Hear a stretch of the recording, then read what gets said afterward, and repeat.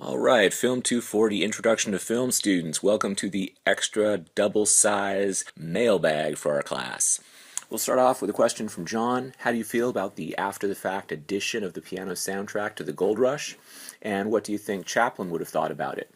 Well, films of the silent film era, feature films running from, say, 1915 to 1927, often would feature a piano player playing along with the film and not necessarily playing a prepared score, but instead playing music that would match the sort of tempo and the feeling of what's on screen. So playing sort of major chords and for upbeat scenes and minor chords for sad scenes, or playing faster or slower depending on the pace of the film.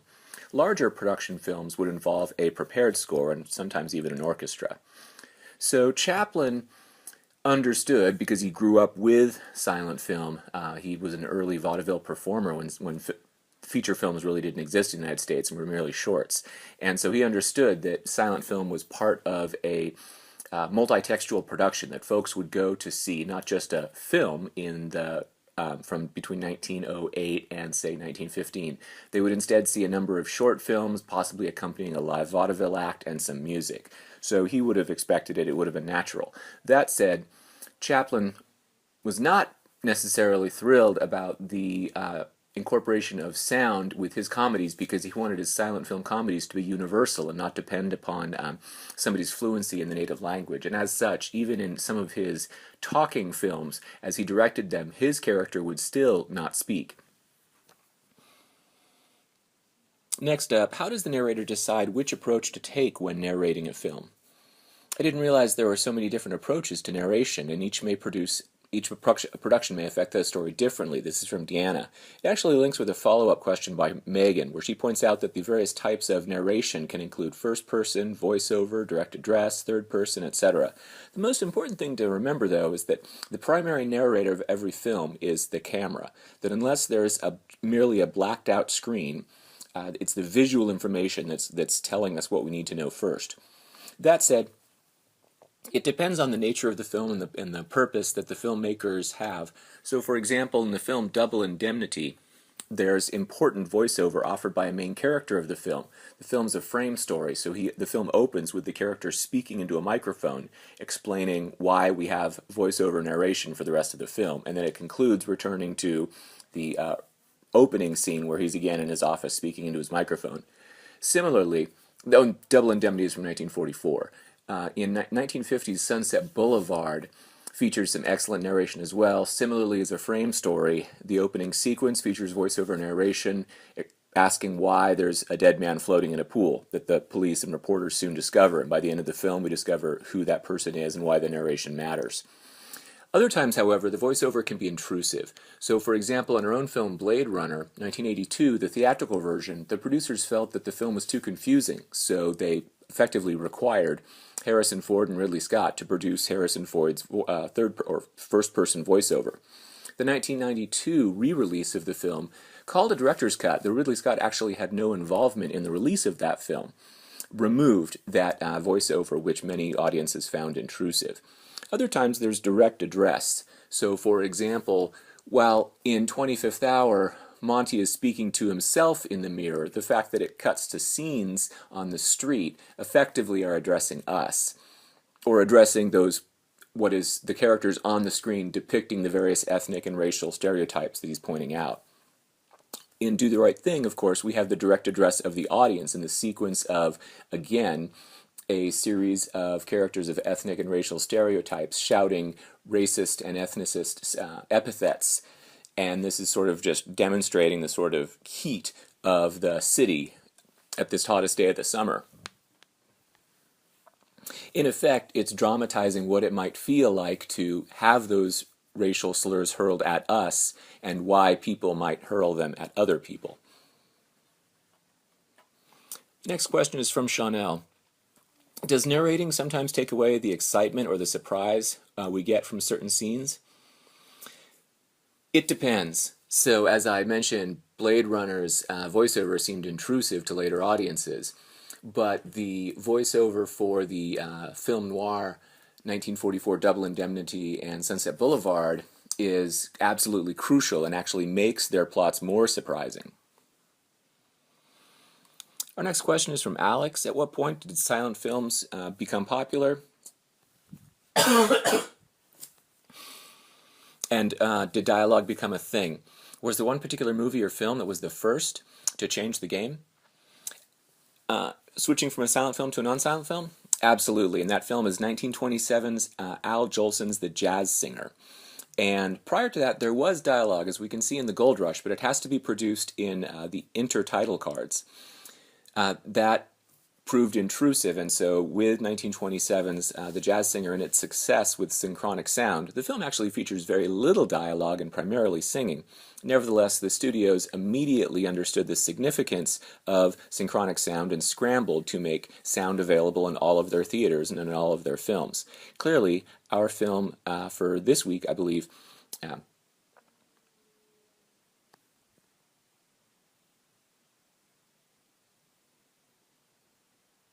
Singing in the Rain, dramatizes precisely that technological and cultural transformation. Diamond asks, why is it important for all characters to have a goal?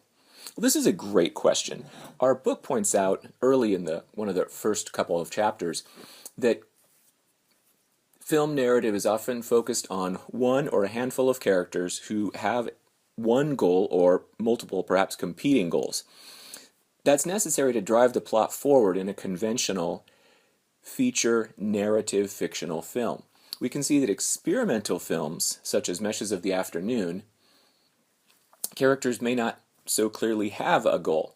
But the notion of goal-oriented, plot-based storytelling really focuses and indeed draws from human psychology, that humans are purpose-driven animals. We are pattern-recognizing animals. And we have objectives. For example, all of you, I presume, have the objective of getting the best grade you can in this class. Presumably that is a sub-operation of your goal to graduate with the best possible GPA and the broadest and deepest possible knowledge. So because people have goals, when we watch movies made by people, well, the filmmakers themselves have goals, perhaps to tell a story powerfully, perhaps to make a lot of money. And so being goal-oriented is part of what it means to be human. Ashley asks a really important question for all of us. I'm still not sure what semantics are in film. Right, this one's tough. First, everybody should go back and watch the, I think, third video that focuses on this. I think the fourth does as well. The course videos, the ones that I produce. But let me try to state this as clearly as I can. Semantics, equivalent with iconics, are things we can see on the screen that tell us what type of movie it is. So if you see a cowboy hat, a revolver, a cactus, a tumbleweed in the desert, and there's horses, then we can kind of assume it's a Western. If we see spaceships and laser guns and aliens and robots, then we can assume that it's a science fiction film. And so on and so forth for other sorts of films, other genres. But syntax needs to be understood not as one particular film, and indeed semantics can't be understood as one particular film, because there is a large body, hundreds even, of films that feature cowboy hats and revolvers and tumbleweeds and cactuses. Then the aggregation of those hundreds of films gives a sense of the genre of the Western. With syntax, syntax is not about any particular film, but given a body of films, what are some of the consistencies in the sets of cultural relationships that they sketch out? So Will Wright's Six Guns in Society doesn't analyze any particular Western, but instead looks at a whole body of Westerns produced up until that point, and looks at the set of relations they have, and he identifies that consistent across many of them is the tensions between East and West, the tensions between white and indigenous, the tensions between garden and wilderness, masculine and feminine. Similarly, in the horror film, we can see in the semantics of the horror film, we expect a monster, we expect a weapon, we expect dead people. The syntax of the horror film, however, is often about self and other, life and death, and the blurring of the boundaries between these. So it's no particular film will develop a syntax. Instead, the genre has a syntax, and we can check in a film to see if this particular film matches the consistencies of syntax, the conventions of syntax. So with regard to the musical can be understood in terms of semantics as there's singing and dancing. And the singing and dancing are not incidental as they are in a film like Pulp Fiction. Instead, the singing and dancing structure the film. The nature of that structure is then the syntax, the relationship between narrative, the telling of the story, and spectacle, when the telling of the story may be interrupted by a musical episode, a sight of singing and dancing. The syntax for a variety of genres, it's not necessarily complete. So there's a clear syntax to the musical. There's a clear syntax to the Western. Tom Leach in crime films argues that there's a syntax to crime films, that there is an avenger, a criminal, and a victim. Those are actually the iconic components. The syntax is when each of those moves to another point in that triangle. So in The 25th Hour, which can be understood as a crime film, Monty is a criminal who becomes a victim in our ambiguous sense of does he really need to go to prison for 7 years. Not every, well, for example, we can see how the Barry Pepler character is forced to become, in a sense, a criminal as he beats Monty, but is, in a sense, a victim to Monty's need to be beaten before he goes to prison. In a film that's more thoroughly defined by criminality, say, for example, The Departed, virtually every character in the film will operate all 3 points at one point or another, that a police officer is an avenger but will become a victim. A victim may become an avenger, thereby becoming a criminal. Next up from Andrew, after watching and reading about Meshes of the Afternoon, I have to ask, what was the deeper meaning of this film? There seems to be something, since it was ranked the 40th greatest American movie, but I cannot see it. I understand, and I'm with you on this one. What makes Meshes of the Afternoon important is not that it is necessarily particularly engaging for all audiences in the 21st century, but instead that it is the first experimental narrative film. So by virtue of being first, it initiates a whole approach to storytelling. You can't have David Lynch without first having Meshes of the Afternoon. So it's less that the film itself, by itself, is engaging for lots of audiences, but instead that it's the first. Al Jolson's The Jazz Singer, it's not the best movie, but it's the first talking film in the United States. Voyage to the Moon from 1902 is, to contemporary audiences, not engaging, but it's the first science fiction film and features tremendous special effects. So by virtue of being the first, it becomes important. Nathan asks of Meshes of the Afternoon, in the afternoon, who actually is the one killing the main character? Is it one big dream because the woman is already dead? No matter how many times I've watched this film, I still can't figure it out. And Nathan, this is one of the tensions of experimental film. Experimental film is necessarily ambiguous. It almost always will not tell you the answer. And so this too has been a matter that contemporary or more recent directors have addressed, where rather than establish clearly these are the good guys and these are the bad guys and this is what happens, that instead matters are left unsaid, matters are left inconclusive. Jane Campion's in the cut in a crucial scene towards the end of the film where our primary protagonist, our heroine, played by Meg Ryan, confronts a murderer, and then it just cuts, and she's just walking down the highway covered in blood. We have no idea what actually happened. She returns to her apartment and her potential lover, Mark Ruffalo, and the film just ends. We have no idea whether they're going to stay together or not. Well, let's set that aside. So don't worry if you don't know. No one knows. Detricia asks, what do you think was the primary message or theme to Vertigo? Well, Alfred Hitchcock is a complex storyteller, and his films are often as much about character and plot as they are about investigating the nature of filmmaking itself. A person once told Alfred Hitchcock, "Your films are like a slice of life," to which Alfred Hitchcock replied, "No, they're like a slice of cake," by which he meant they're constructed to convey a particular taste, not to tell realistic stories necessarily. So I would argue that much of Vertigo is about the voyeurism inherent in film. Note that in Vertigo, virtually every shot is either from Scotty's point of view or is looking at Scotty and then cutting back to his point of view. It's as if we are Scotty stalking the object of his desire. This is precisely the circumstance as we sit in a movie theater, or more commonly as we sit in front of our computer. We're watching characters who cannot watch us back, and that is necessarily voyeurism. Kesara asks, I was wondering about lighting and post-production coloring and how that affects film language. Especially in Vertigo, there is a scene where there is an eerie green glow around Judy. Are there any colors or particular lighting choices that are seen often throughout film, and do they always carry the same meaning? Or does it just depend on the film? This is a great question, and I know I'm saying that all the time, but these are all great questions. And as I mentioned in the announcement, your contributions, all of you, have been fantastic in class discussion. So, Kesara does a great job of suggesting that color may not necessarily have any particular meaning. The easiest way to approach this is to recognize that red's hot and blue's cold. Except a recent lesbian coming-of-age film, Blue is the Warmest Color, challenges that, as does implicitly the film The Cell,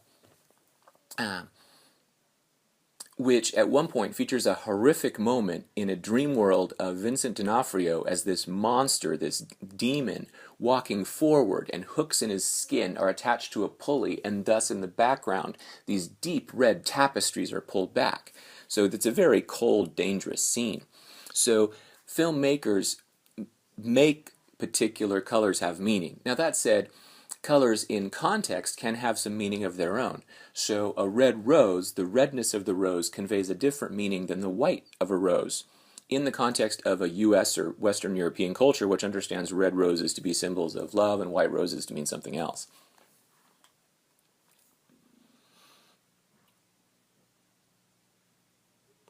I was a fan of Vertigo, Dalton says, but I'm curious about some of the effects they used in the film. In the first scene, when Scotty looks down, the drop to the street seems to stretch. And this same scene occurs, this same camera movement occurs later. Yeah, good catch, Dalton. This is one of the camera movements that the film is most famous for, and it's used again in Steven Spielberg's 1975 Jaws, when Roy Schneider's character is looking out at the ocean and he sees the shark. The way that camera work is done is the camera tracks forward while the camera lens zooms out, or vice versa. The camera tracks backward while the lens zooms in, and as such, the main object of the mise en scène stays roughly the same size, but there is a distortion effect around that. It's designed to be unsettling. As for Gavin throwing his wife out of the bell tower, yeah, that's just a dummy. For movies like Blade Runner, Tavis asks, which has multiple versions, is it common for directors and companies to disagree to the point where scenes crucial to the film have been edited out or have multiple versions to release? This is absolutely correct. So there's 3 versions of Blade Runner. As I mentioned earlier, the 1982 theatrical release, the 1992 director's cut, which Ridley Scott was not involved in, and his subsequent, I believe, 2010 final cut, which makes small changes to the 1992 version. And that was done, of course, with the producers demanding the voiceover and a happier ending for the 1982 version. And then audiences demanding and being prepared for a darker, more intellectual film in 1992. Another instance would be Fatal Attraction, where in the initial version, the villain ends her life in one way, and the filmmakers, the producers, test marketed that version for audiences who said they didn't like it, and so they changed the ending. In other instances, say for example in American History X, the film sat in post-production as the director, I believe Tony Kaye, spent so much time editing it that finally the producers took it away from him, edited it themselves, largely overseen by Edward Norton, and then released the film. Tony Kaye demanded that his name be removed from the film because he was no longer convinced that it was his. He's a diva. And if his name were to be included, he wanted it to be included as a Humpty Dumpty, feeling that nobody could put this film back together. So it's not necessarily so common for the conflict among filmmakers to be so severe, but it definitely happens.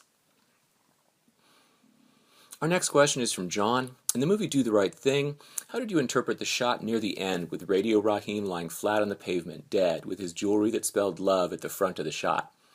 This is again a reference back to the opening of the film, which features the competing quotes. I think it's from the beginning. It might be from the end. Competing quotes from Martin Luther King, that we have to rely on love, and Malcolm X, who says something to the effect of, we must defend ourselves. If a black man defends himself against racial violence, I call that self-defense. So this is the fundamental tension. This is a dialectic, black-white, yes-no. It's a binary that we have to resolve somehow. And Spike Lee does not pretend that he can resolve it in a film, but he's drawing the stakes, that the stakes between the love and acceptance on one hand, and on the other, racism, that tension, that conflict can only result in dead bodies. And so thus we need to resolve that equation. Kesara asks, regarding Do the Right Thing, at multiple points throughout the film, the actors would often address the camera. Is there a name for this technique? And what's the purpose of using this technique as it's applied to the film? Well, this is an alienation effect, or a breaking their fourth wall, or direct address. There's times when we understand that a character is addressing another character. So Jonathan Demme in Silence of the Lambs, released in 1991, I believe, would feature Clarice Starling, played by Jodie Foster, speaking with one of her fellow FBI cadets, but instead of the conventional over-the-shoulder shooting, Jodie Foster directly addresses the camera, and then the other character directly addresses the camera. But we understand they're looking at each other talking. That's not the case necessarily in films like Do the Right Thing or Funny Games, where the characters will directly address the camera, directly addressing the audience, it seems, or directly addressing the larger culture, as would be the case in Do the Right Thing. This is an alienation of the audience, because the audience has been immersed in this film as if it were really happening. And the filmmaker is disrupting that, reminding them they're watching a movie. Bertolt Brecht, German playwright, developed this technique for the stage, where an audience's expectations would be unmet, and that actors would directly address the audience, because these were filmmakers who were in the case of Brecht, playwrights, who are at least committed to politics as the circulation of power in the social as they are to telling stories. So Spike Lee has acknowledged that while filmmakers like Martin Scorsese and many of the other new Hollywood directors grew up watching movies and loving movies, Spike Lee grew up concerned about the racial tension in the United States, and he wants to challenge that and engage that history, whereas many other filmmakers are primarily engaged in, well, movies. Kavari asks, what inspired directors to make movies about the hood? Well, one of the long-standing understandings of storytelling is tell what you know. And many of these filmmakers, in, say, for example, the Hughes brothers, John Singleton, grew up in environments where they saw racial tension and crime and drug use around them. Also, paradoxically, Spike Lee's Do the Right Thing was criticized for not featuring any drug use. Now, recognize this is at a time in the 1980s and 1990s when the emergence and distribution of crack cocaine became a major national problem, and the American Drug Acts of 1986 and 1988 radically expanded the punishment for the possession of cocaine. And this was largely seen within the black population as an effort to police and effectively incarcerate black people as opposed to white.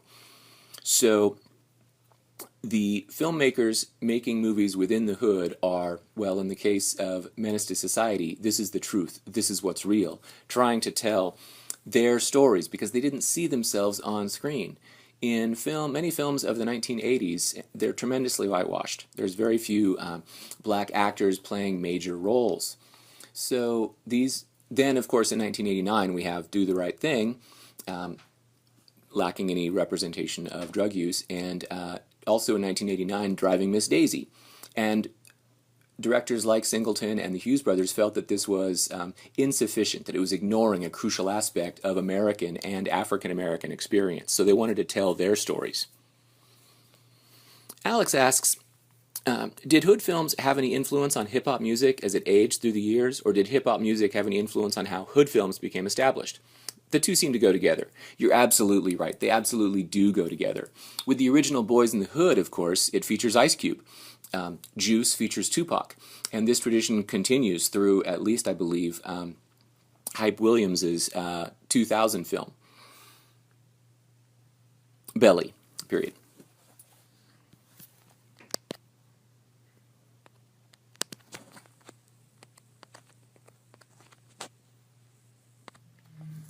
These hood films were among the first to feature African American hip hop and rap music.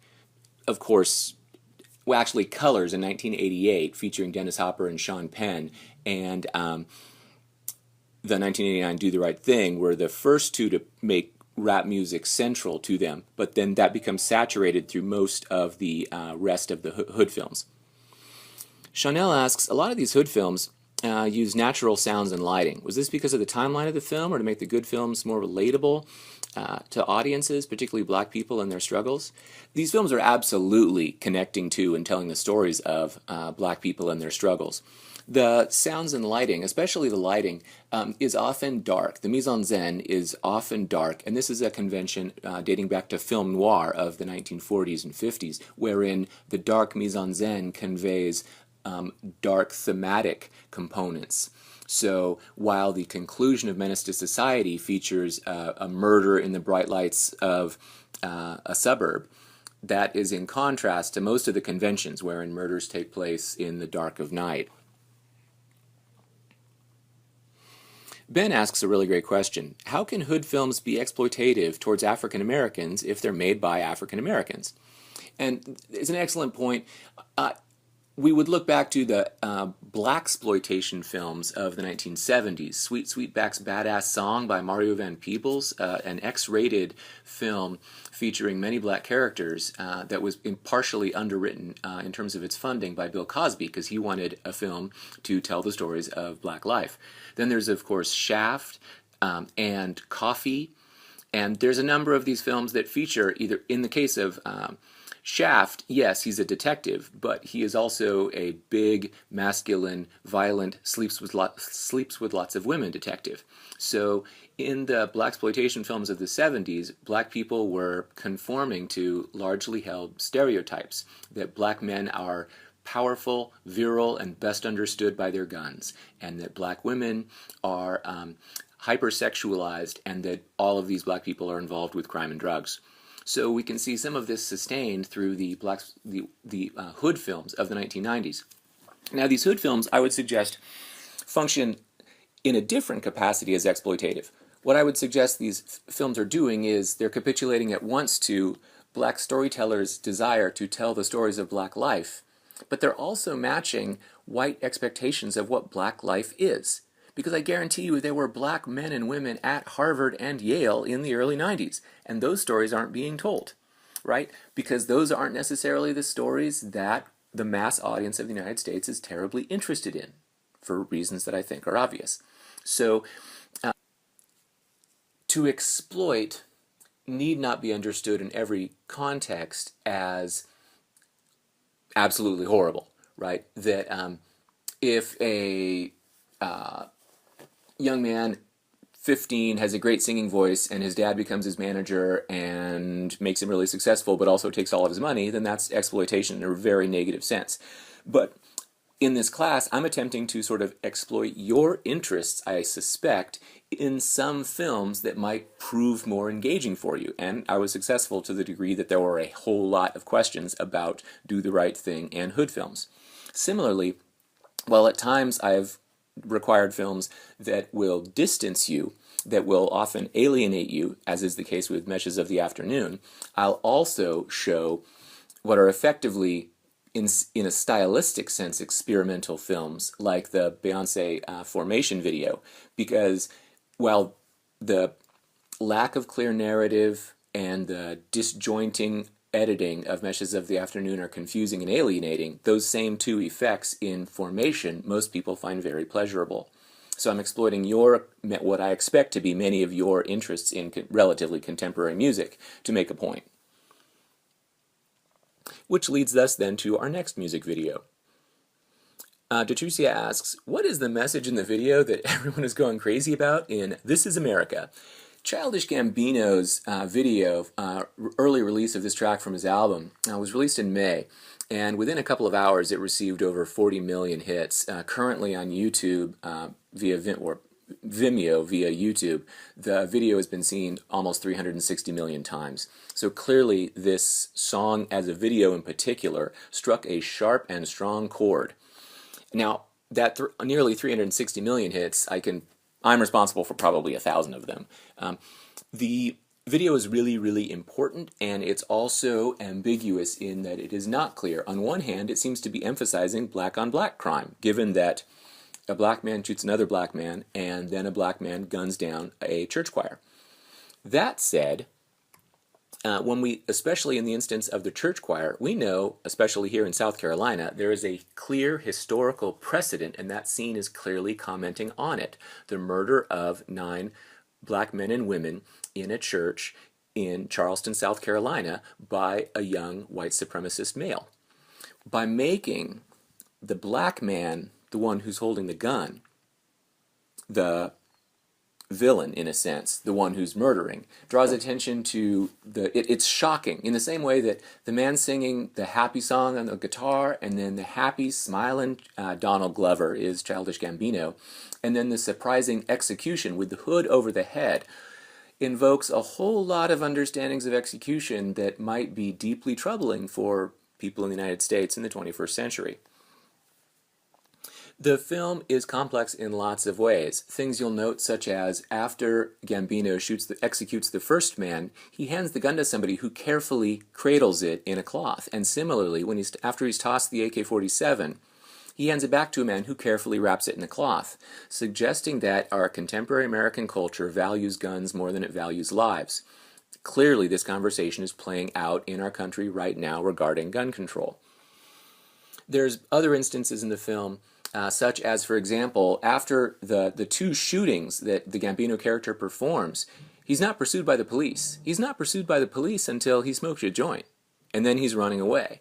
And the scene of him running away is a recapitulation of the concluding shot of Peoples' Sweet Sweetback's Badass song from 1970-71.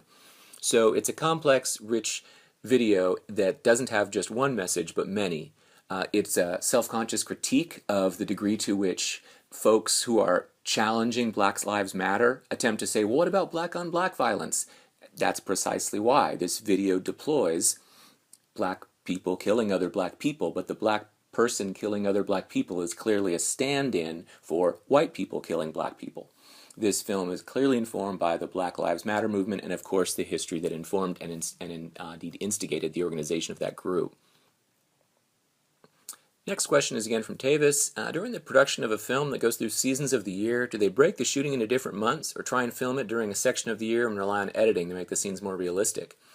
It really depends. Some films may have a production period wherein they can shoot in one season, shoot in another season, shoot in another season. Other films may take advantage of latitudinal differences. So you could shoot let's see, a summer scene in, let me see if I can get this right.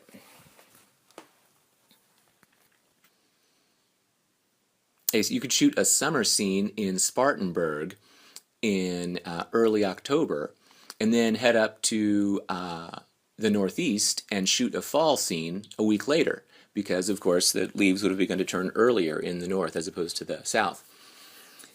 There's also opportunities one can move geographically, or one can, wait until there's opportunities to shoot a later season. There's also opportunities within, color treatment, that colors can be bled out or informed. This is far easier now digitally than it had been previously with conventional film, celluloid. Jesse asks, I've always wondered, how long does the average film take to make? completely varies. So on one hand, even some feature films that have been released have been shot with a very brief shooting schedule. So while in pre-production, people can spend, well, Paul Schrader famously spent only a few weeks writing the script to Taxi Driver, but other folks have spent months, even years, writing a screenplay.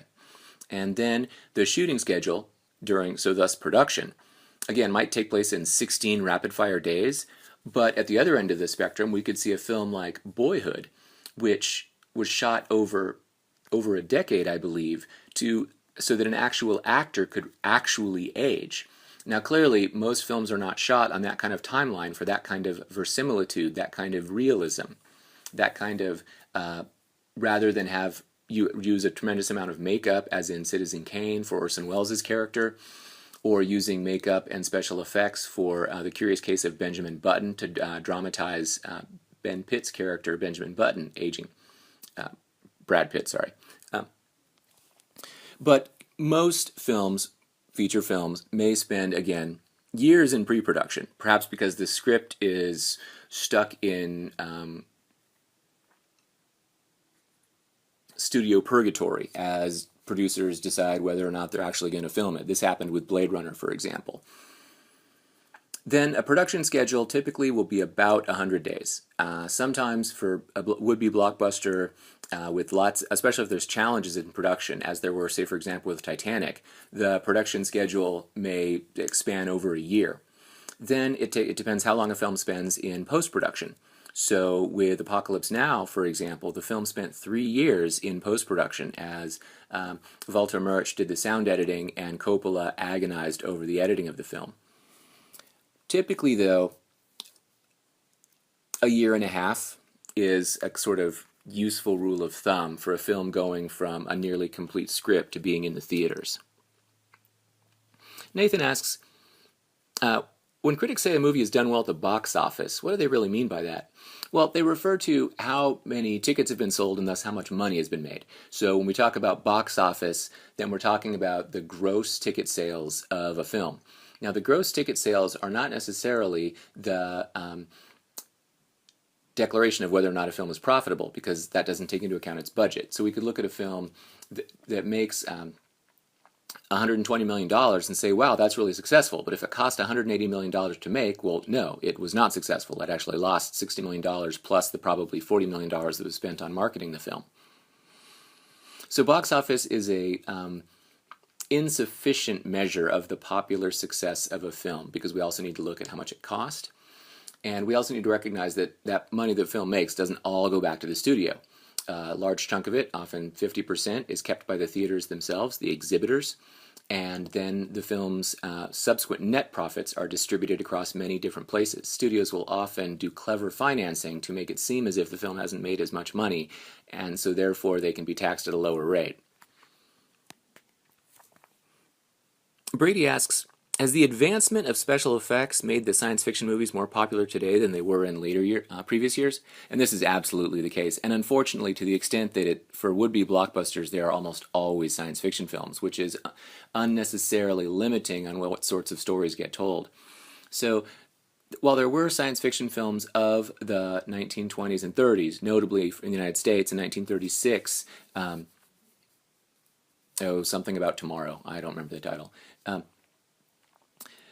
that it's not until the 1950s that we see the sort of popularization of science fiction films. And you can look to our slideshow on science fiction films to see how that played out. But it's really Star Wars in 1977, which makes it clear that feel-good science fiction action films can be wildly popular. If you really want to test the measure of the popularity of science fiction films, well, to first understand science fiction films broadly, recognize that virtually every comic book film is a science fiction film. And as such, if you go to boxofficemojo.com and look at top grossing films of each year from 2011 to the present, you'll see that between 3 and 5 of the top 5 grossing films each year will feature robots and aliens and laser blasts. Recognize I just described virtually every film from the Marvel comic universe.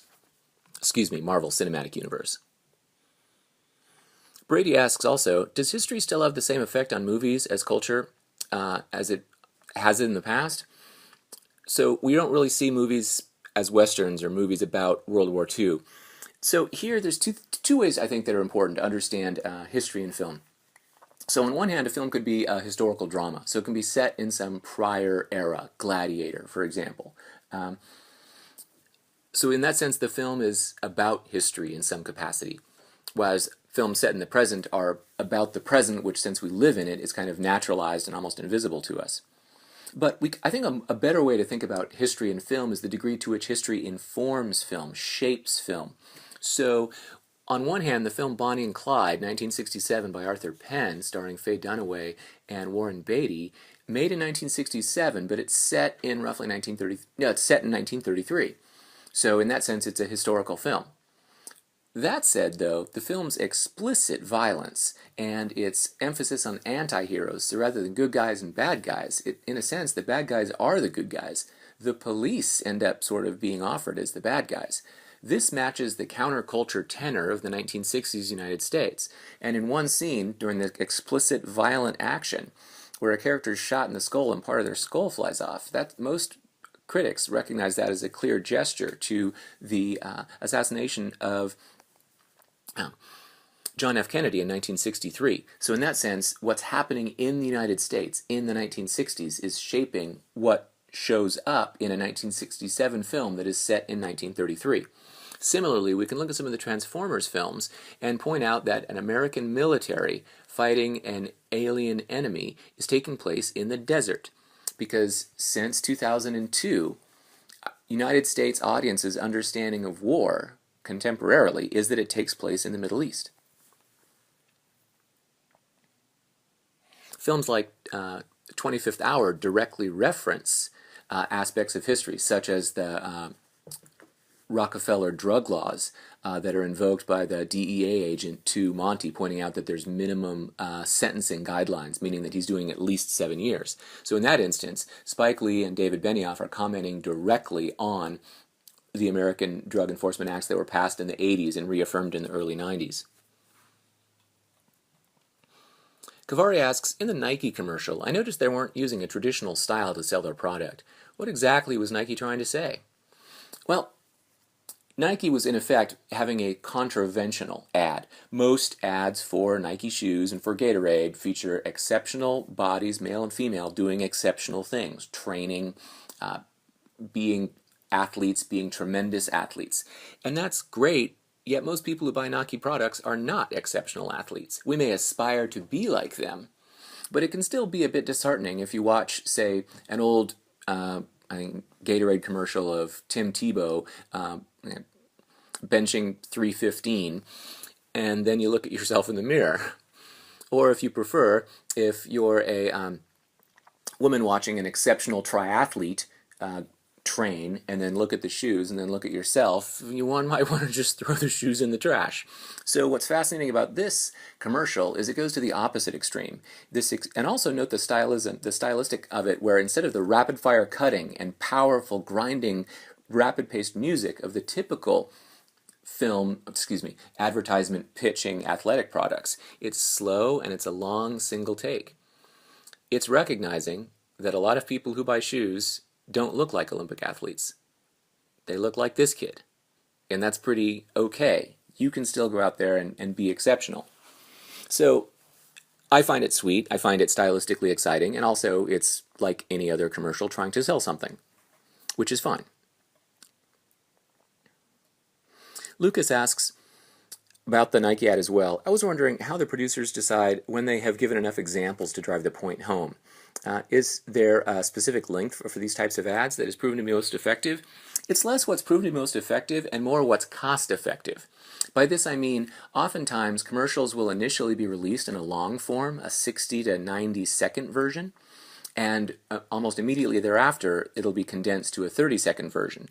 That's because when Nike buys the ad space for the 90-second ad, they pay 3 times as much, typically, as for the same show if they release a 30-second ad. So they want to drive the point home with a full-form version of the commercial, and then remind you and remind you and remind you, because one of the common sort of understandings in advertising is you have to see, as audiences have to see something 7 times before they can become consumers of it.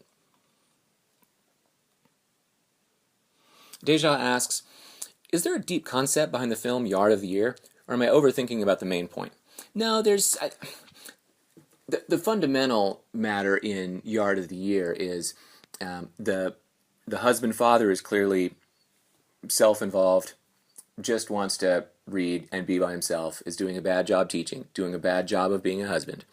And when the son conveys to him that we need to do this, well, then they go out and do it, and they fix the yard, and they get Yard of the Month, and we see that instead of a chunk of Spam hitting the plate at the beginning of the film, which demonstrates the tension between the husband and the wife, we instead have a smiling wife serving a much nicer lunch or dinner at the end.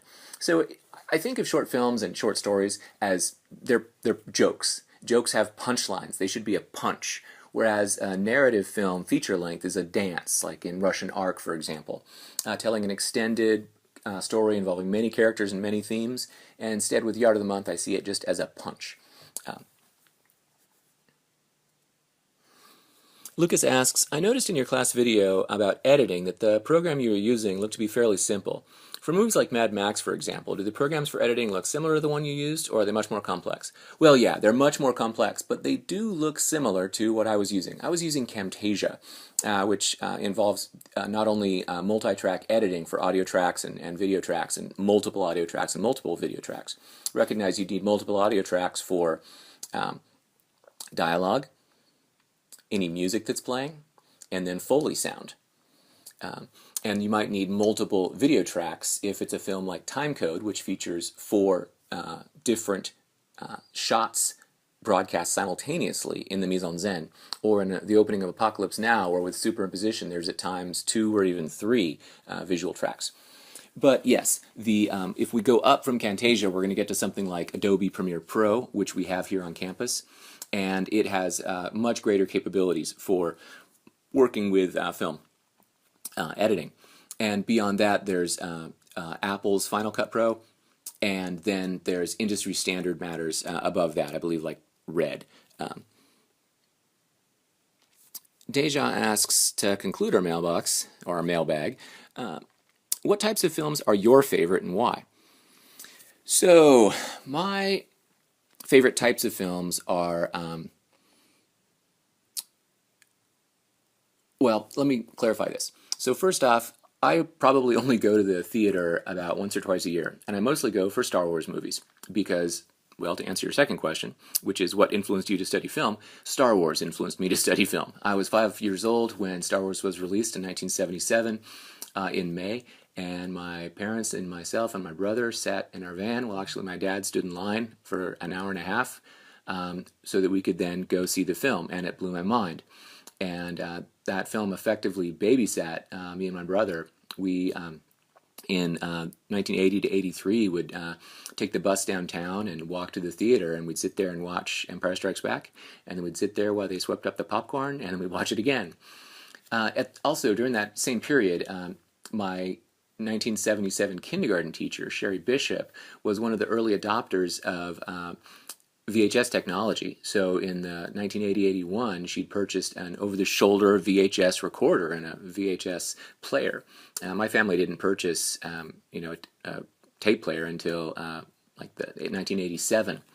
So she would let me and some of my friends mess around with her camera, and we made Star Wars films. So we made Star Wars Episode 9 when Chewbacca becomes a Jedi. Our special effects primarily consisted of cardboard. So, that said, my favorite types of films vary. The Matrix is one of my favorite films because I like smart science fiction. And I also like directors who work within the limitations of their actors, because all that Keanu Reeves is asked to do in that film is look cute and confused. Spike Lee is my favorite director. I like films that engage contemporary American history, especially racial and gender dynamics, with an unflinching gaze and an unwillingness to give us unambiguous happy endings, but also not nihilistic films wherein everybody dies. Right, so I want a sense of hope, but I don't want that sense of hope to be so clearly saccharine, overly sweet, and superficial. I want us to find meaningful answers to tough questions like, what do we do when a nation was founded on documents supporting racism? That would be the Declaration of Independence in its early drafts and the Constitution as written. And then a civil war, which was the next crucial turning point and a churning point in our national history, and then to the civil rights movement, and then to the present day. So I'm excited by performers like Childish Gambino, Donald Glover, who in his series Atlanta similarly challenges audiences to reinterpret and take a broader understanding of race and gender in the United States today. I also like really complex films that are complex in their narrative, matched to their stylistic production and post-production. So Christopher Nolan's Memento, I very much enjoy watching. I like puzzle films like The Usual Suspects, like Inception, to a degree. So in terms of what influenced me to study film, that would be Star Wars and the ability to as a child, make movies. But also, in graduate school, I went to Oregon State for my master's and the University of Texas at Austin for my PhD. And while at Oregon State, I studied with John Lewis. John Lewis is one of the more prolific film critics and historians, and he's indeed cited multiple times in chapter 10 of our book, and I believe earlier as well. So he was really smart and funny, and he was unflinching in his criticism, and so he really pushed me, and I just became interested in how films depict history and shape history even as they are shaped by it. It's been a real delight to read your drafts and return my suggestions for revision for your scene description analyses. I'm sorry these were so late. I very much enjoy reading the class discussion. As I've mentioned, these are the best that have been produced in these online classes that I've taught. And I look forward to hearing from you more later. Signing off for this mailbag. Have a great day.